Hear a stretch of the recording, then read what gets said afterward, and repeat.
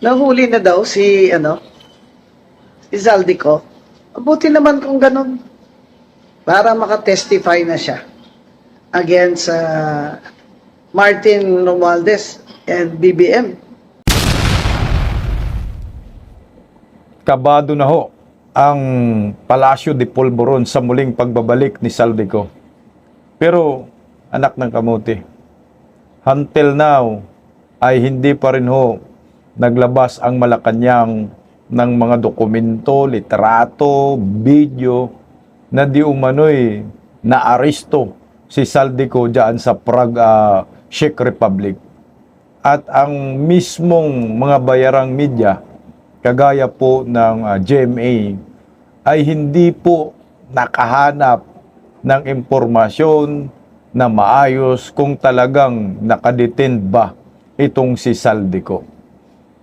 At mukhang nagkaaligaga na ho sila ngayon sa interview po kanina kay Claire Castro. Mukhang nagalit pa nga ho siya sa media dahil ang sabi ng media kung handa na ba itong Malacanang na makaharap si Zaldico sa muling pagbabalik. Sa tingin ko ay hindi po sila handa. At iniwan ko kung totoo ba hong nakadetain talaga. At meron din namang mga kongresista na nagsuggest na umano'y mga high-level team ang susundo kay Zaldico. Sino pong susunduin? Paano susunduin? Wala nga ho tayong extradition treaty sa bansang Czech Republic. Pero bago ang lahat, palike po muna, pa-share, pa-subscribe at pakipindot ang inyong mga notification bell para lagi po kayong updated sa ating mga video. Bisdak Historiador po, pangalawang YouTube channel ko po, pa-subscribe din po. Ito, unahan na po agad natin ito. Na-voice po yung isang spokesperson ng Palacio de Polvoron na si Claire Castro sa tanong po ng media, ng reporter na ito, kung handa na ba ang palasyo na makaharap itong si Zaldico dahil nga alam po natin na pinangalanan po ni Zaldico itong pamilyang Marcos Romualdez patungkol po sa korupsyon. Pakinggan po natin ang balitang ito. Ito, excited na daw sila pero nung natanong nagalit pa sa reporter. Ito. Ikinatuwa ni Pangulong Bongbong Marcos ang pagkakahuli sa puganting si Zaldico sa Prague, Czech Republic. Patunay lang daw ito na hindi kinalimutan ng gobyerno ang flood control scandal. At live mula sa Malacanang, may Express report si Maricel Halili Mase. Ano pa ba ang kapahayag ng Malacanang tungkol dito sa pagkaka-aresto kay Ko? Tangin ang drama to, no? Ruth Siliguro ng Malacanang na nakahandang makinig si Pangulong Bongbong Marcos sa kung ano man yung posibleng sabihin ng mga taong sangkot dito sa tinatawag nating anomalya sa flood control project. Yan ang binagyang diin ni Palace Press Officer Undersecretary Claire Castro sa isinagawang press briefing sa probinsya ng Iloilo kaninang umaga yan. Ang sabi ni Yuse Castro, ito yung nakikita niya na mangyayari oras na maibalik nga dito sa bansa itong si Zaldico dahil natanong siya sa press briefing kanina kung gaano kahanda ang Pangulo na harapin kung ano man yung sasabihin ni Zaldico dahil inaasahan na oras na mabalik siya dito sa Pilipinas, pwedeng mag-tell all. Etong pugante na dating kongresista, lalo na't minsan na nga rin niyang idinawit ang pangalan ng Pangulo dito sa mga anomalya sa flood control project. Sabi ni Yuse Castro, hindi naman nila sinasabi agad na guilty etong si Zaldico pero dahil nga meron siyang arrest warrant, malinaw na itinuturing na siyang fugitive o pugante, kanselado na rin ang kanyang pasaporte. Siyempre, sino nga ba naman daw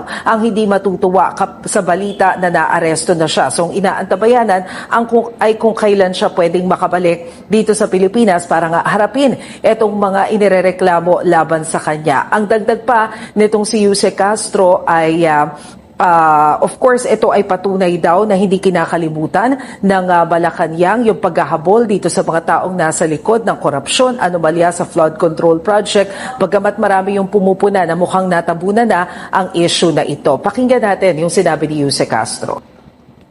Anong natutuwa? Natutuwa nga ba o sadyang takot na at kabado na sa pagbabalik ni Zaldico? Putang ina. Kasi kung magtestimonya si Zaldico, mag-justify, lalo na dyan sa Senate Blue Ribbon Committee, kung kakanta si Saldico tapos mabago ho ang kanyang testimonya laban po doon sa nauna na niyang binablog na may mga episode, alam na binubusalan ni Bongbong Marcos at gumawa ng script ang gobyernong bangag. Sige, tingnan nyo, nabuwisit si Castro dito sa tanong ng reporter kung handa na ba sila, no, na makaharap si Saldico. O ito, tingnan natin. Just a quick follow-up on the same topic. How prepared is the president considering that before Zaldico's arrest, Zaldico is dragging the president's name into the flood control anomaly, saying na siya yung mastermind. How prepared is he considering kapag bumalik si Zaldico in the Philippines, he would have a tell-all of the things behind the flood control scandal?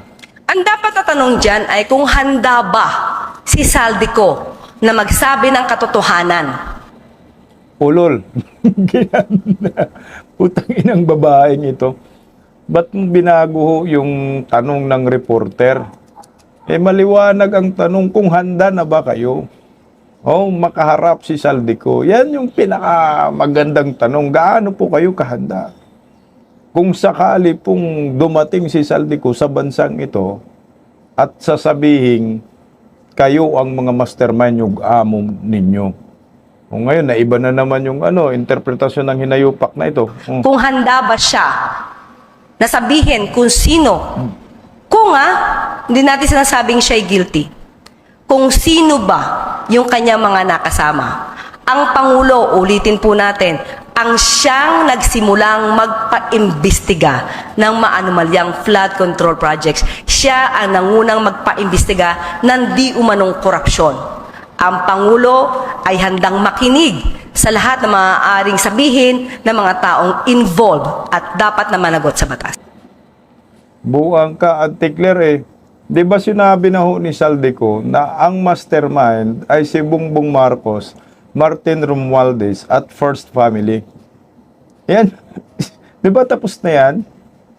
Nagtil-all na si Saldico at mukhang meron pang ibubuga. Kayo mismo, pati yung si Sandro Marcos, si Liza Marcos, si Martin Aranita, kasama kayo sa pinangalanan ni Saldico. So ngayon, handa na ba kayo? Hindi yung sinasabing si Saldico, handa na ba mag-tell-all? O baka naman, bibigyan nyo ng script. Wala na, nagkaligaga ng mga to. Kayo kung handa na ba?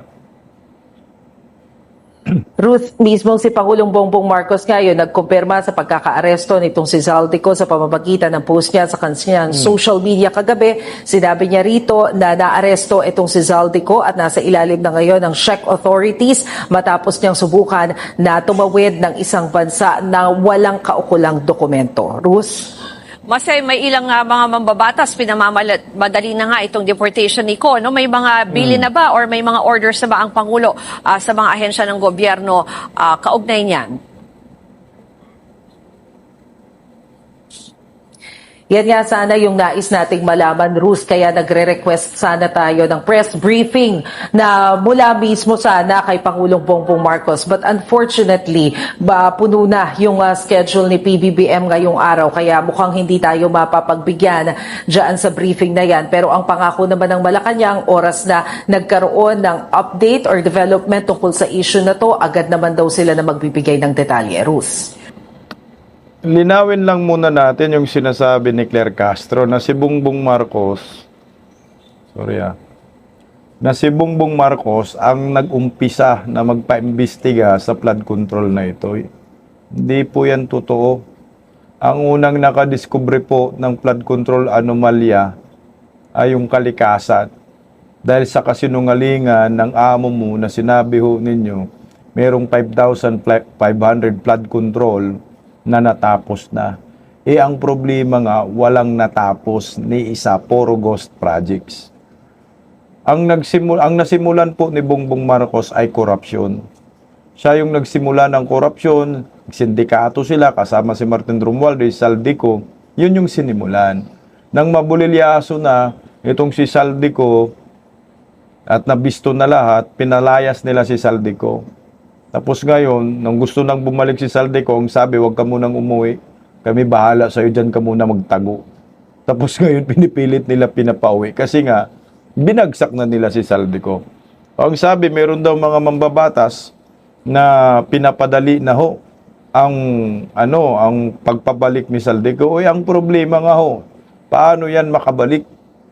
Totoo bang nahuli? Kasi hanggang ngayon, walang ebidensya. Pakinggan natin ho ito.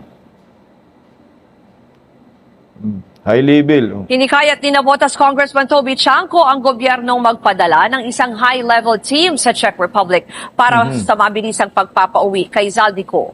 Umasa raw si Chanco na haharapin ito ang mga kaso niya rito sa Pilipinas at papangalanan ng mga naging kasabwat niya.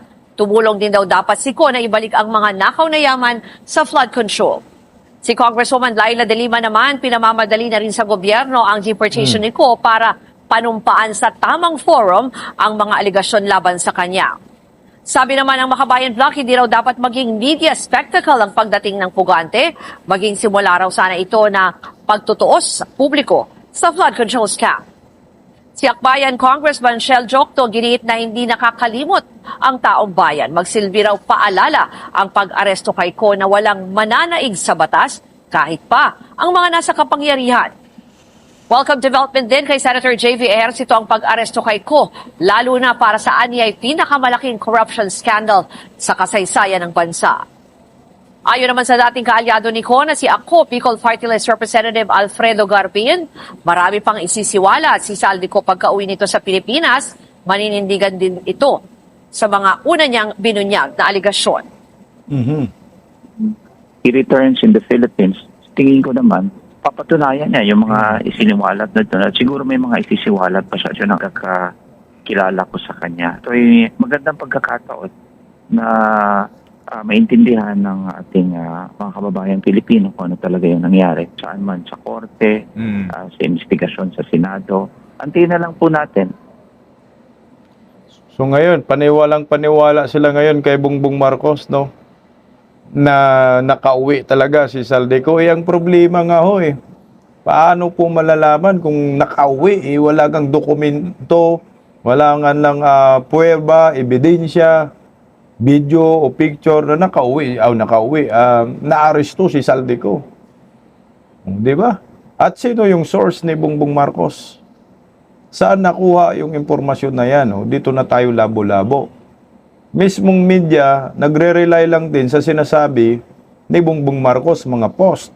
So ngayon, mayroong isang mainstream media pumunta doon sa Czech Republic at tiningnan yung detention center ni Saldico kung saan daw na-aresto. Wala rin namang nakita. O ito, panoorin natin ang media na 24 oras bias, natutulog ang balita, puro kasinungalingan. Pinuntahan nila, ito, nasan ba si Saldico? Samantala, kuha tayo ng karagdagang impormasyon kaugnay sa pagkakahuli kay dating Congressman Saldico. Live mula sa Prague, Czech Republic, makapanayan po natin si GMA News stringer Andy Peñapuerte. Magandang umaga, Andy. Igan, pasado alas 12 na madaling araw dito sa Prague at hawak na ng Czech authorities si dating Congressman Saldico. Sa batas ng Czech Republic, yung mga... Tingnan nyo, sinungaling, hawak na daw ng Czech Republic itong si Saldico. Pero hindi nila mahagilap kung saan si Saldico. Putang na, niloloko tayo. Tuloy. Dayuhang naharap sa deportation ay inilalagay sa isang detention facility. Sa ngayon, inaalam pa natin kung nasaan pasilidad si dating Congressman Saldico. Andy, mayroon ba impormasyon bakit nagpunta ng Czech Republic itong si Saldico? Igan, wala pang opisyal na pahayag yung Czech government tungkol nga doon sa pagkakahuli ni dating Congressman Saldico. Kaninang hapon, pinuntahan natin yung presidium o yung headquarters ng Czech Police para magtanong kung nasaan nga ba si dating Congressman Saldico.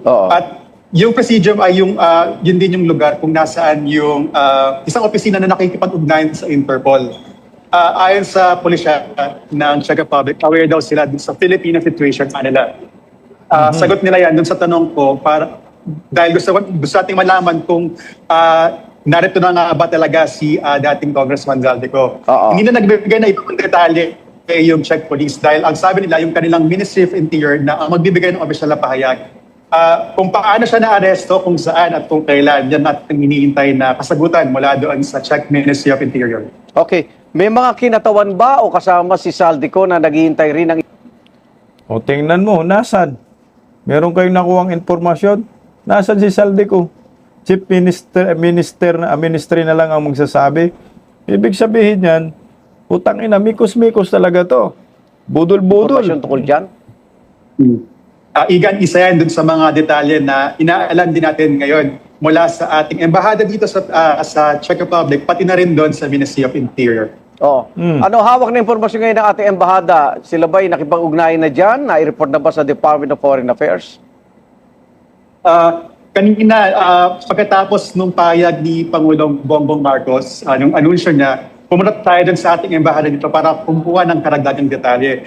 Ang tanging nabanggit lang sa atin ng mga taga-embahada, mag-report daw sila sa DFA kaugnay sa sitwasyon ito. Ilan doon sa mga detalye na gusto nating malaman, kung bibigyan nga ba kung mabibigyan ng consular assistance itong si dating Congressman Ko. So, yan ang ating aantabayan sa mga susunod na oras. Kanina ko pa nire-research kung may extradition treaty tayo sa Czech Republic. Wala. Ano bang balita dyan? Igan, base doon sa impormasyon ating nakalap, wala tayong extradition treaty sa Czech Republic. Inaalam natin ngayon kung paano mapapauwi itong dating congressman. Sa ngayon, ang alam natin, kanselado yung passport ni dating Congressman Zaldico. At dahil dyan, may tuturing siyang undocumented individual. At sa batas ng Czech Republic, yung mga dayuhang walang kaukulang dokumento, yung mga pasuna, yung residence permit or visa, ay maaaring patawan ng departure order. Okay. At ang Ministry of Interior o yung Czech Police yung nagbibigay o yung nagpapataw ng departure order. Sa impormasyong ating nakalap doon sa Czech government portal, nakasaad doon sa departure order yung mga araw na kung kailan maaari pang manatili dito sa bansa yung mga undocumented individual. Kaya ngayon, yan ang ating impormasyong bine-verify sa Ministry of Interior at kung anong epekto na to sa sitwasyon ni dating Congressman Zaldico. Okay, Oh, abang tayo ng mga dagdag pang informasyon. Tingnan nyo. Wala silang impormasyon na nasasagap. Wala silang impormasyon kung nasan si Saldico. Kasi nga, paano na-aresto? Kung wala namang kasalanan dyan sa bansang Europa, si Saldico. Kung di ba sinabi ni John Vic na Portuguese citizen na itong si Saldico, may pasaporte na po. Gold passport nga daw ito nahawak ni Saldico. Pero ito biglang nagbalita, kulang daw ng mga dokumento. Paano po nangyayaring kulang ng mga dokumento? Ito po yung katanungan na binubudol ngayon ng gobyernong Marcos. O ito, tinanong si Saldico dyan si Saldico tinanong sino yan? Itong Remulla patungkol kay Saldico, wala rin po silang may sagot Pakinggan And so natin. far ngayon, dahil nga po sinabi nyo na wala po muna kayong masasabi tungkol sa kanyang pagpapauwi dito. Pero usually, ano po ba yung standard procedure doon? Mapauwi siya dito and then kailan siya makakabalik? Well, kung kailan hindi ko masasagot, DFA is the best person to answer. Pero pag lumanding na siya sa terra firma ng Pilipinas, handover siya sa PNP, dadalhin siya sa Krame for processing, bibigyan siya ng full medical examination para titignan kung fit for trial. Ipoprocess siya ng piano, mugshot, after which he is certified. Dadalhin siya sa Sandigan Bayan where he has been charged by the Ombudsman for graft and malversation. Pagkatapos nun, magdedetermine ng Sandigan Bayan kung bail or non-bailable. At kung determine nila na non-bailable, ay sila ang magdedetermine kung saan ikukulong. And as of now po talaga, dahil wala po tayong extradition treaty sa Czech Republic, ano po ba? Paano po ba siya nahuli doon? Kumbaga, ito po ba ay dahil po sa intelligence ng Pilipinas na coordination or natsambahan lang dahil wala nga siyang dalang travel documents? I cannot answer in full detail, but safe to say, ando doon na siya. Mm-mm. and wala siyang tratong documents na dala nung nahuli siya. Putang ina, walang alam itong si John Vic Remulla. Wala kang maibibigay na impormasyon kasi nga ang totoo ay si Saldico ay ito pala liwanag na. Si Saldico ay hindi na aresto, hindi na detained. Paano nagkaroon ng kulang na dokumento? Ikaw nga nagsasabi may pasaporte, passport holder Portuguese tapos walang dokumento. Los, ito, pakinggan pa natin siya konti. Bring Zaldico home. Inaasikaso na ng Department of Foreign Affairs ang pagpapauwi sa puganteng si Zaldico. Nakakulong siya ngayon sa Czech Republic matapos mahuli ng walang dalang travel documents. Narito ang express report ni Maricel Halili. He is behind bars. He's within our grasp. Idinitalya ni Interior Secretary John Behind Vic bars Remulla daw. ang pagkakaaresto sa puganteng si Zaldico sa Prague, Czech Republic. Mismong si Pangulong Bongbong Marcos ang nag-anunsyo sa paghuli sa dating kongresista matapos umanong harangin dahil walang dalang papeles para makapasok sa naturang bansa. Sabi ni Secretary Remulla, galing sa Portugal si Ko at hindi raw dala ang kanyang golden visa nang pumunta sa Czech Republic kaya hindi daw inaresto. Sa panibagong pahayag ni Pangulong Marcos ngayong umaga, sinabi niyang naharang ang dating kongresista sa German border matapos makalusot sa Czech Republic kaya pinabalik siya at doon na ikinulong.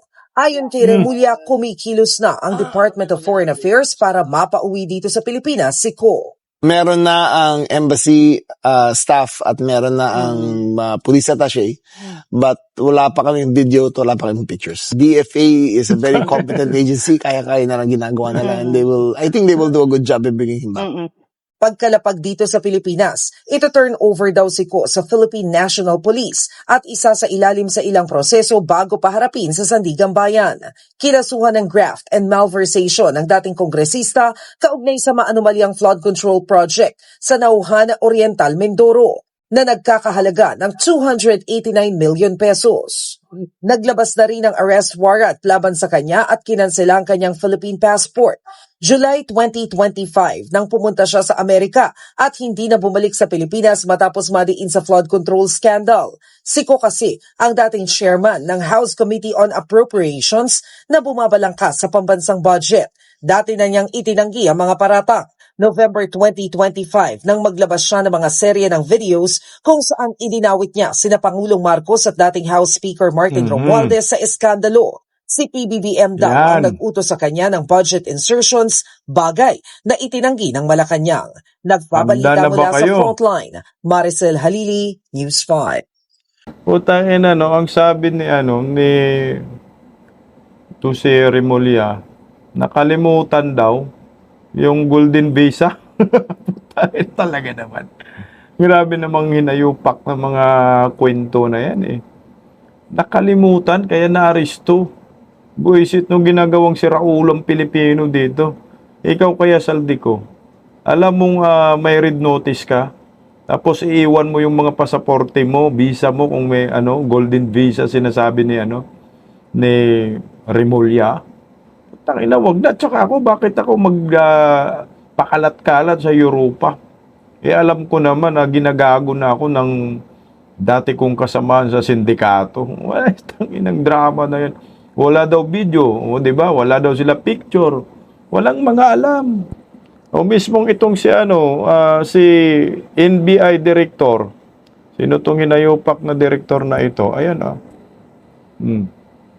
Si Matibag, wala rin silang alam kung ano po ang nangyayaring sistema na bakit naiulat ni Bongbong Marcos na si Saldico ay arestado na. Ito. Well, we will await, of course, with the direction that will be given to us by the Department of Justice. Sila yung, para sa akin, they should be the lead agency rito, the lead department. Of course, in coordination with the Department of Foreign Affairs.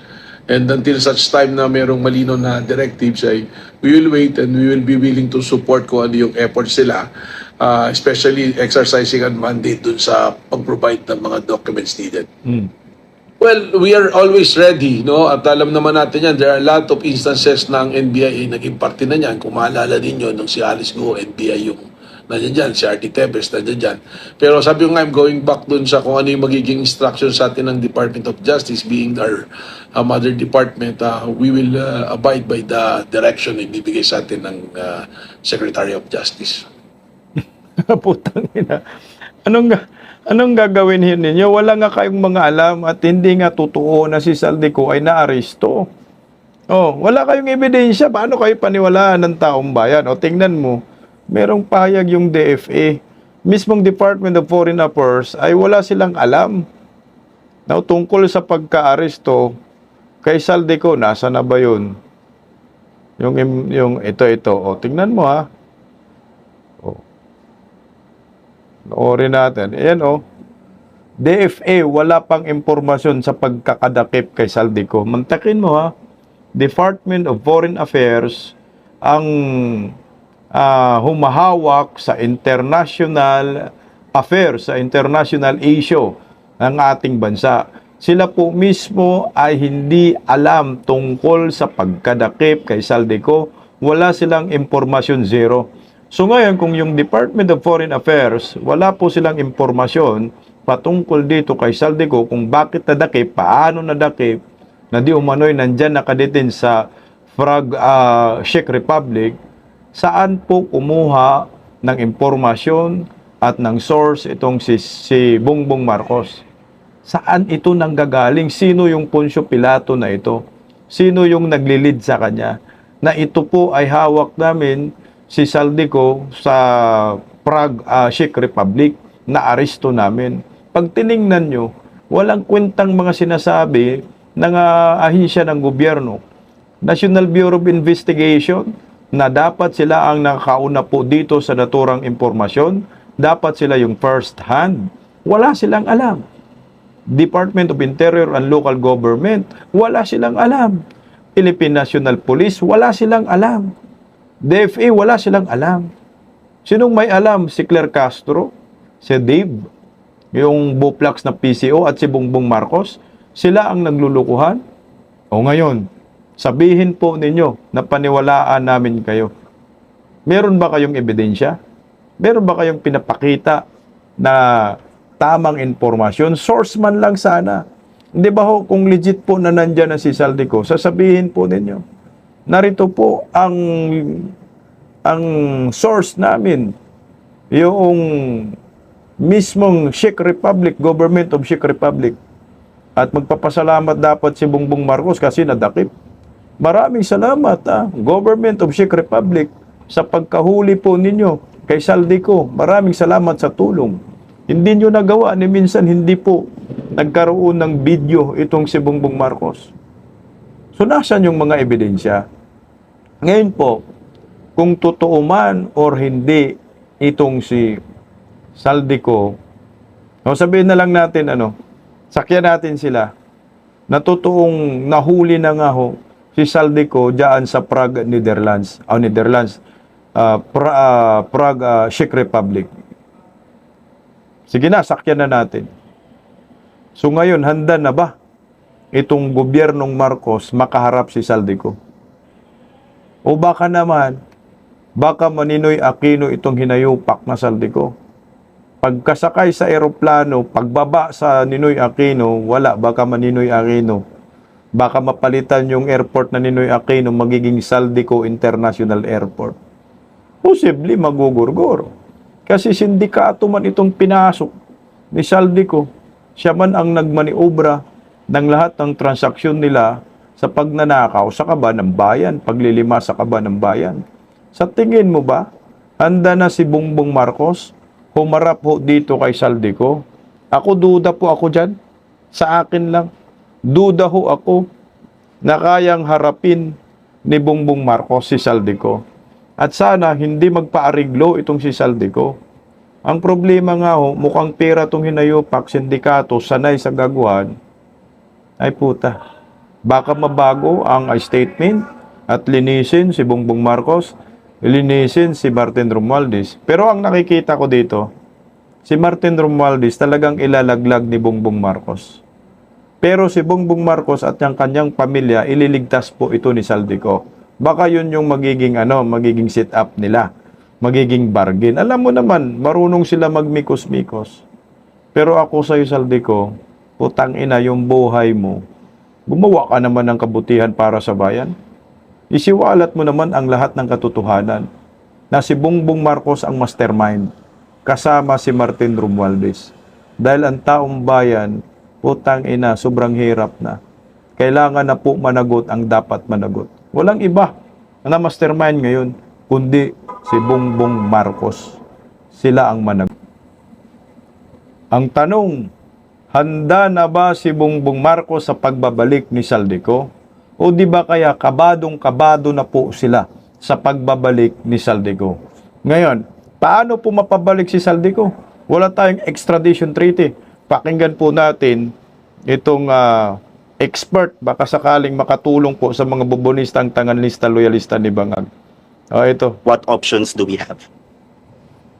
So there are concepts like deportation. So if the extradition route is not possible because there is no treaty between the Philippines and Czech Republic, a deportation may be proper. We take note that deportation can happen when a person violates the immigration laws, which are domestic in nature in Czech Republic. So in his case, there is illegal entry and not possession of proper documents. So ang mangyayari doon ay magkakaroon ng deportation process. And we understand deportation is a process that is unilateral on the part of Czech Republic, and it is administrative in nature. And the result of that is to return the person to the place of origin or the country of origin.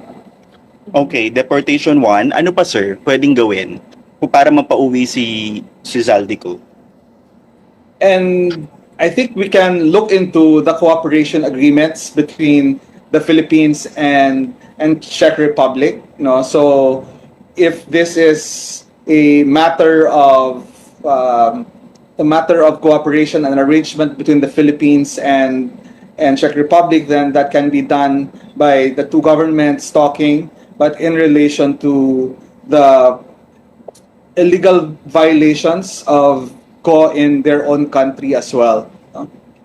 And another option that can happen there is that since there is a violation on the part of Zaldico in Czech Republic, so he can be prosecuted for the violation of immigration laws, and at the end of that, he can be deported after the findings against him.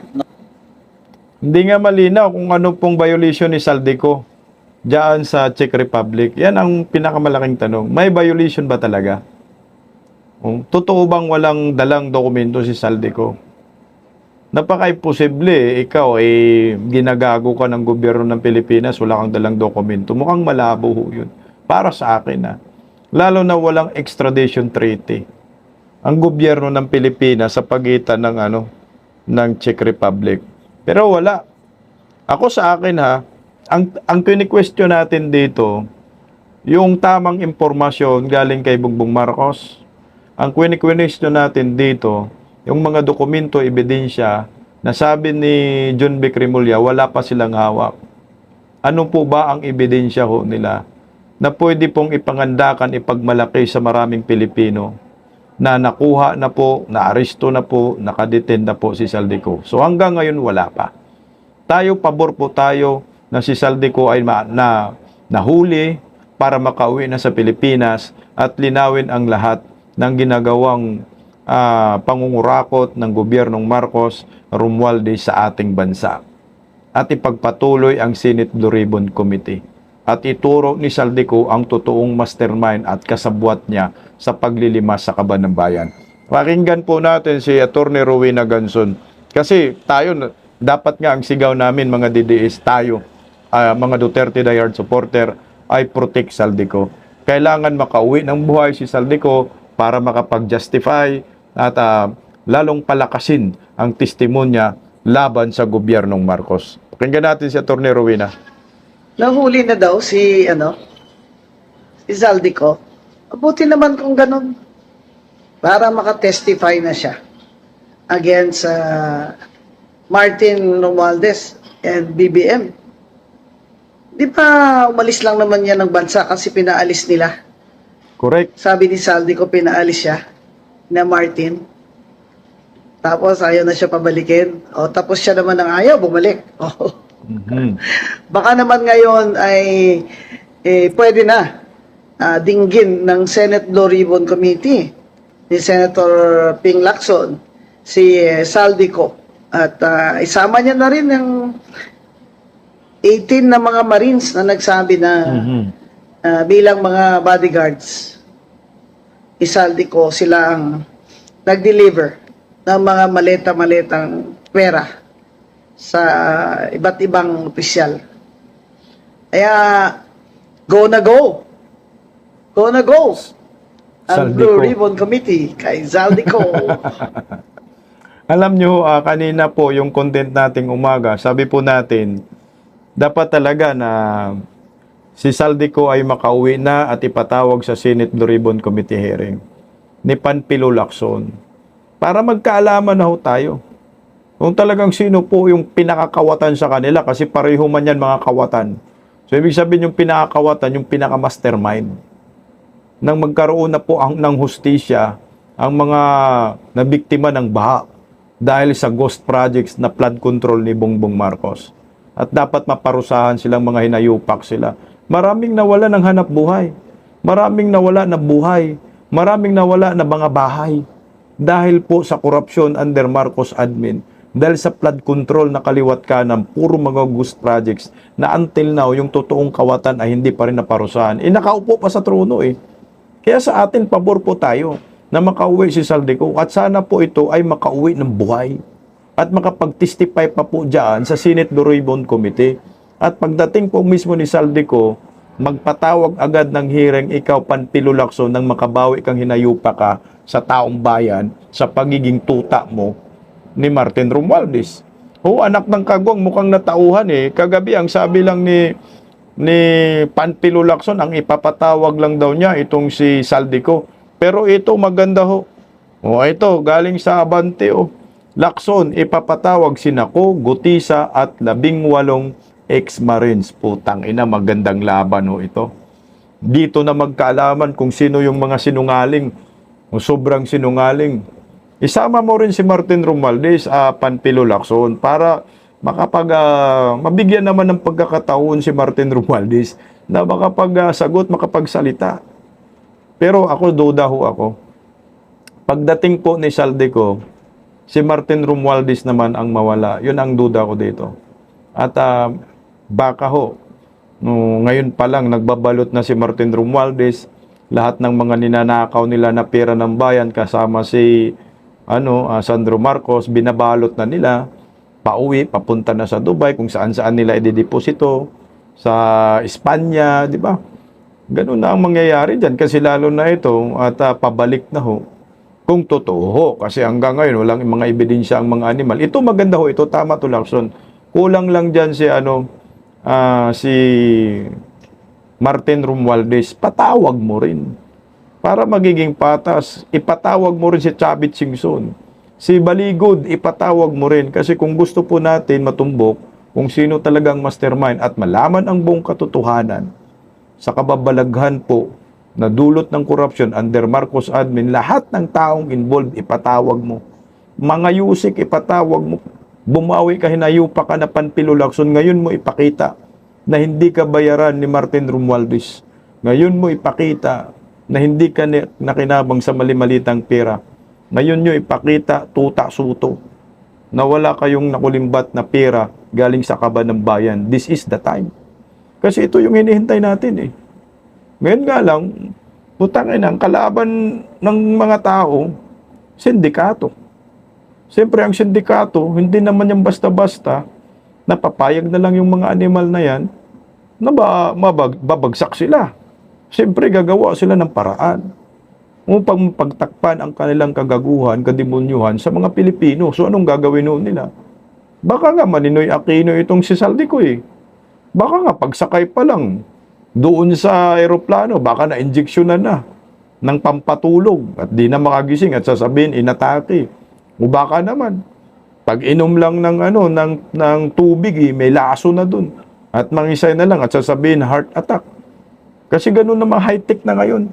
No, kung paano mag-assassinate ng mga tao. Hindi na uso yung parang baril-baril na, parang Ninoy Aquino. Wala na. Ito, pwedeng posible na mangyayari kay Saldico. Pinainom lang ng tubig tapos biglang ma-heart attack. Meron palang lason yun. Kaya protect Saldico para malaman ang lahat ng katotohanan. Kung sino talaga ang naglilimas sa kaban ng bayan. Kasi nga, ginagago nga ninyo si Inday Sara. 125 million, 75 million na lang pala. Yung misuse of funds ng Office of the Vice President. Pero wala pong ano yan, wala pong kasong kriminal yan ha. Hindi po impeachable offense yan, yung misuse of funds. Kasi marami namang misuse of funds eh.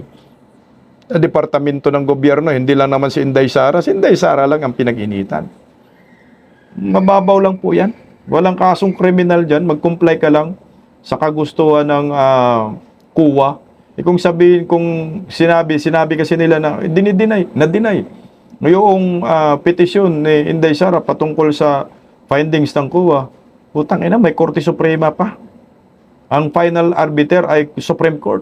Supreme Court na po mismo ang magsasabi kung talagang isauli yung 70 million di umano na misuse funds of Office of the Vice President.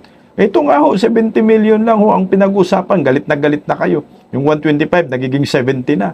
Paano pa kaya ho ito trillions of piso ang nawawala sa kaban ng bayan? Ano ang gagawin natin dito? Kaya protect Saldico.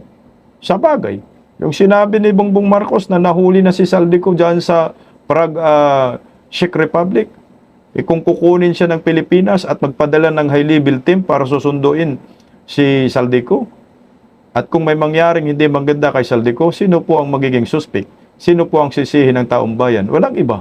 Gobyernong Marcos. Total, kayo ang sumundo. Kayo ang nagdala at pinauwi ninyo, iniskortan ninyo. Pagdating ng Pilipinas, kung may mangyayaring masama, dito kay Saldico, suspect ka na Bongbong Marcos, suspect na ang Marcos admin. At ngayon, lalo po kayong mababaon kung may masama kayong gagawin kay Saldico. Pero ang tanong nga, totoo ba na si Saldico ay nahuli na? O di ba kaya nagdrama? Handa na ba si Bongbong Marcos harapin ang kanyang bataan sa paglilimas sa kaban ng bayan? Naku, good luck sa'yo, Boboim. Pagising sa umaga, tanghali at gabi, nakikita ko ang post niya, ang hapdi. Paano nga ba to? Di ako makatanggi. Watch ko na lang at isipin ng mabuti. Bisdak Pilipinas. Bisdak, tinig ng katotohanan. Sa bawat vlog may laban sa kasinungalingan. Mulat ang mata, gising ang masa. Bisdak Pilipinas, para sa bayan, gumigising sa diwa. Sa likod ng kamera, tapang ang dala, walang sinasanto kung mali ang gawa. Hinay-hinay, pero palaban. Boses ng tao sa digital na labanan. Bisdak, tinig ng katotohanan. Sa bawat vlog may laban sa kasinungalingan. Mulat ang mata, gising ang masa. Bisdak Pilipinas, para sa bayan, gumigising sa diwa.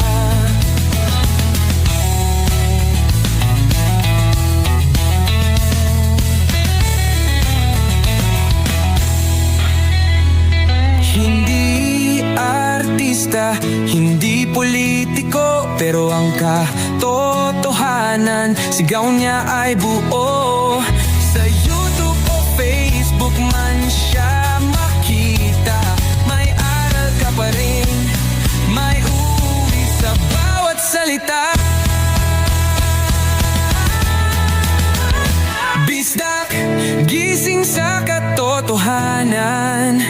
Di lang kwento, kundi panawagan sa bawat Pilipinong naghahanap ng liwanag.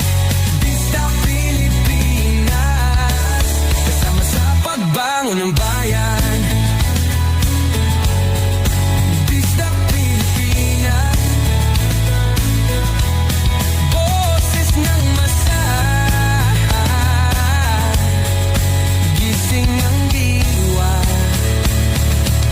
Sa vlog mo, may pag-asa.